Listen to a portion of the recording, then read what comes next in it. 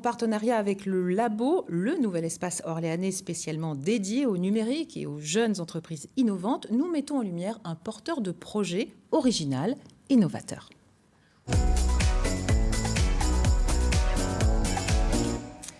Et aujourd'hui, nous accueillons Marc Verwitsch. Bonjour. Bonjour, Merci bonjour à d'être tous. avec nous. Vous êtes directeur commercial de la société TLG Pro, éditeur de logiciels depuis 10 ans. Et il y a 1 an et demi, vous avez créé Mobius, avec 2 O, une solution composée de capteurs et de logiciels. C'est bien de cela que nous allons parler, de ces fameux capteurs. Vous vous définissez comme l'invisible indispensable, mais je pense que vos clients, eux, sont très visibles. Et on va commencer d'abord par voilà, ces petites bêtes-là que vous avez sur le plateau. Expliquez-nous. Voilà, alors la solution qu'on a constituée est composée à la fois de matériel et de logiciel, et entre autres est composée de ce type de capteurs. Et ces capteurs sont relativement discrets, puisque celui-ci, par exemple, fait la mesure de la température et de l'humidité. Et celui-ci permet d'avoir un capteur de mouvement. Donc l'avantage, c'est qu'il peut se mettre derrière des tableaux. C'est pour ça qu'on l'a mis dernièrement au Musée des Beaux-Arts et à la médiathèque d'Orléans. Ce sont vos principaux clients, les musées, les bibliothèques? Non, c'est un premier client. On va dire que la métropole nous a fait confiance pour mettre en place cette solution d'assemblage innovante. Nos principaux clients sont dans l'industrie, puisqu'on travaille principalement à faire du shampoing, à faire du verre, à travailler dans différents secteurs. Donc on a le travail dans l'industrie, le secteur de l'eau et de l'environnement et le secteur de l'énergie. L'énergie qui rejoint un petit peu ce type de capteur. Et qu'est-ce que c'est que ce petit disque Mobius là? C'est aussi un capteur, ça? Alors, ce boîtier-là, quand vous faites une mesure, ouais, quelle qu'elle soit, c'est la partie métrologie. Il faut ensuite collecter la donnée qui est mesurée. Et donc, ça, c'est un collecteur, on appelle ça un concentrateur, qui va permettre ensuite de le retransmettre sur Internet et sur notre logiciel NeoTool, qui va permettre ensuite d'analyser la donnée et de la traduire.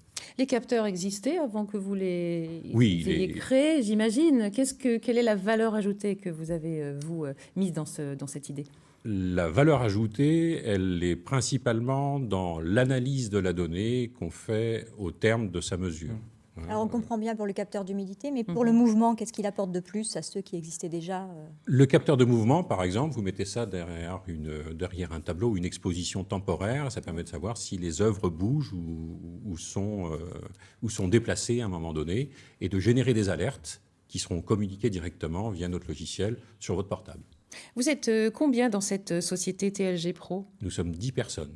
Donc une petite entreprise. Petite entreprise. Ouais, et vous êtes hébergé actuellement par le Labo, cette pépinière de talents qui se trouve à Orléans. Comment ça se passe, la cohabitation?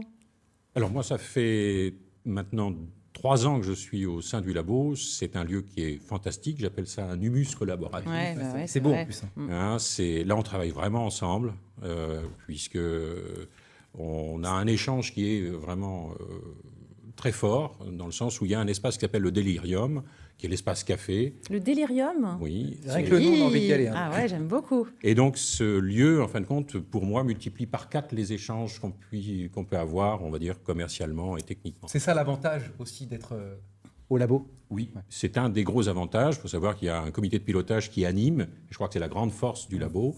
Je crois que la métropole met des moyens dans ce navire amiral digital.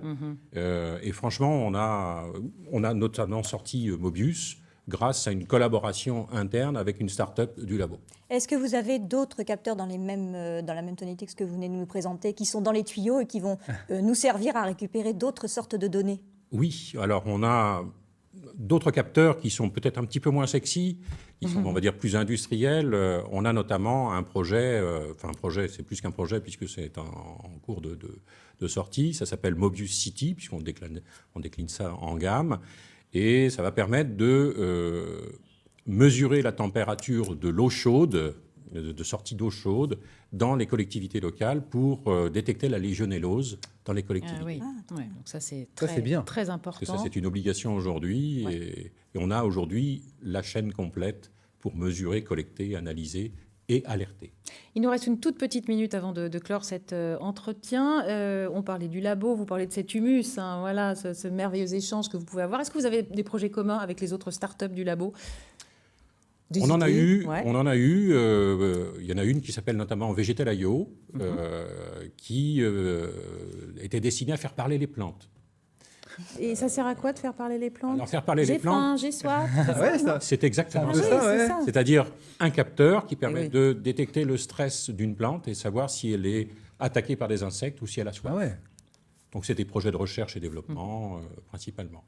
On a en termes de start-up, voilà, c'est ce qu'on peut avoir au labo. Eh bien, merci beaucoup, Marc Verwitsch, d'être venu nous voir. Longue vie à ces jolis petits capteurs qu'ils envahissent le monde et qui nous rendent de grands services. Et puis, bien sûr, on reparlera du labo et voilà, de ces porteurs de projets innovants et très intéressants. Merci beaucoup.